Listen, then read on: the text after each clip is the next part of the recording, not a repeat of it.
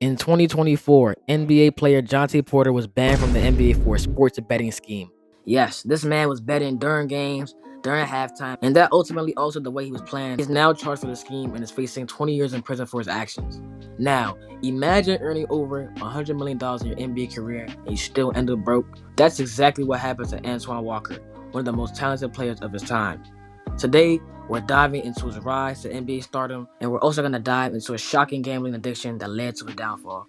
Antoine Walker was born on August 12, 1976, in Chicago, Illinois. Raised in the tough south side of Chicago, Antoine Walker was raised in a neighborhood where basketball was the way of life. Some of the best NBA players to come out of Chicago feature players like Derrick Rose, Dwayne Wade, Anthony Davis, Tim Hardaway Sr., and many, many more. From a young age, Walker showed incredible promise on the court, dominating local high school teams. Walker attended Mount Carmel High School in Chicago, where he was a standout player. By his senior year, he was considered one of the top high school prospects in the nation. He was named a McDonald's All-American and earned numerous accolades, including being named to the Parade All-American first team. After high school, Walker went on to play college basketball at the University of Kentucky under the legendary head coach Rick Pitino. Antoine Walker played for the Kentucky Wildcats for 2 seasons, and in his sophomore season, Antoine Walker averaged 15 points, 8 rebounds, and 3 assists, leading his team to a 34-2 record and winning 1995-96 NCAA championship. Antoine Walker was named the All-SEC first team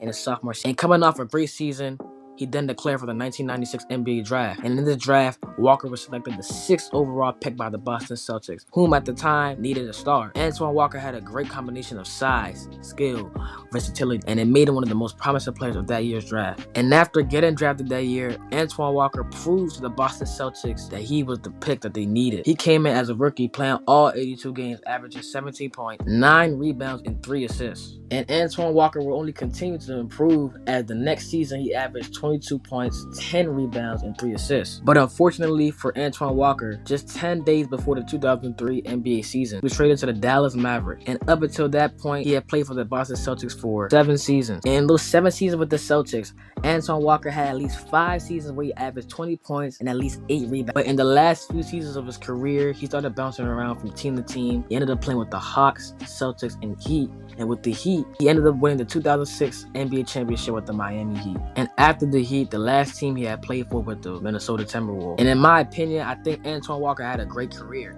He was a 3-time NBA All-Star. He was an NBA champion. He had made All-Rookie First Team in 1997. And he had played a lot of games in his career. He had played over 1,000 games in his career. And he had career averages of 17 points, 7 rebounds, and 3 assists. And he was a huge reason why the Miami Heat won their championship in 2006. Now, despite Walker's success on the court, Walker's off-the-court issues took a huge turn. Throughout his NBA career, he developed a severe gambling problem, one that would eventually cost him everything. Walker admitted to gambling large amounts of money during his career, often wagering on various sports and even on personal bets. He would routinely lose thousands of dollars, which set the stage for a much larger issue. By the time his NBA career ended, Antoine Walker had gambled away millions of dollars, leading to a massive downfall. He later admitted to owing hundreds of thousands of dollars in gambling debts, even facing legal consequences due to his bad checks. And Antoine Walker spoke on his gambling addiction. He said, quote, "It's like a disease. You think you can win it all back, but before you know it, you've lost everything." In 2010, Antoine Walker filed for bankruptcy despite having earned almost over $100 million throughout his career. His lavish lifestyle, his poor investments, and his gambling debts all led to him having this huge financial ruin. He lost his cars, he lost his homes, he even lost all his NBA earnings. Everything was gone. And if things couldn't get any worse, Walker also faced legal issues related to unpaid gambling debts.